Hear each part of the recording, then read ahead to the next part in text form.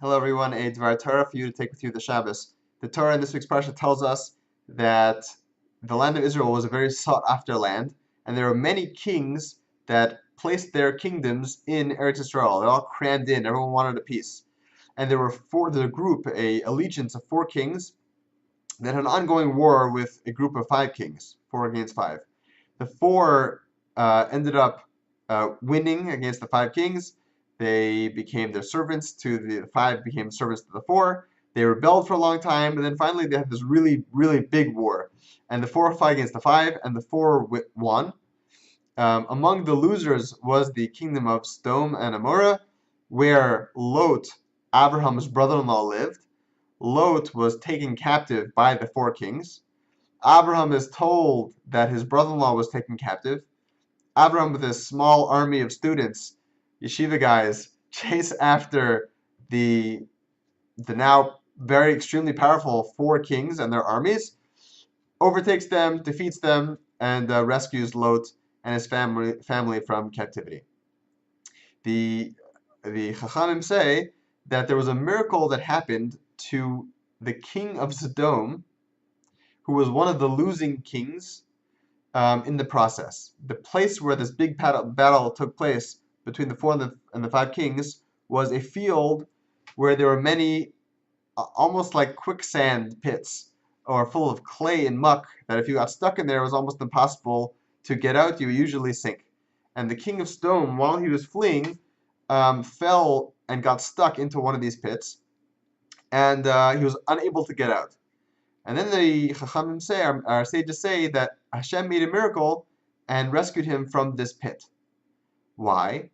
So Rashi comments and says the reason why is because there were people who doubted that the miracle that happened to Abraham when Hashem saved him from the fiery furnace of Nimrod, there were those who doubted that that miracle happened.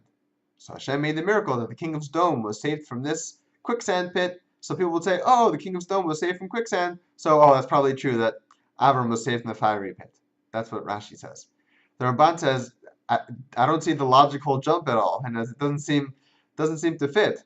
In other words, those who say, I don't really believe in one God, and I don't really believe that Abraham is anything special, if they would see a idol worshiper who got saved from quicksand, they might say, you see, there's idol worship. The pagan gods are true because even this guy got saved. It's not just Abraham. Or maybe Abraham and this king of Sodom had some black magic they were doing. It doesn't really prove anything special about Abraham or Hashem. So the Ramban says that can't be the understanding in the words of the sages. Says the Ramban, do you know what happened? What happened was this king of Sodom, got stuck in quicksand, and he was slowly sinking. And they threw him twigs, and they threw him ropes.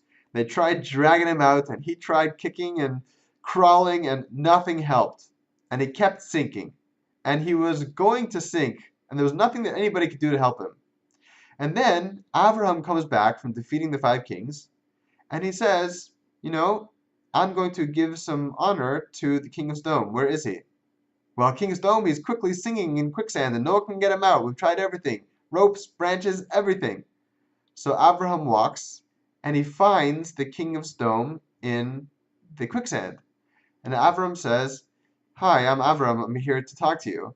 And miraculously, at that moment, the king of Sodom is risen out of the pit.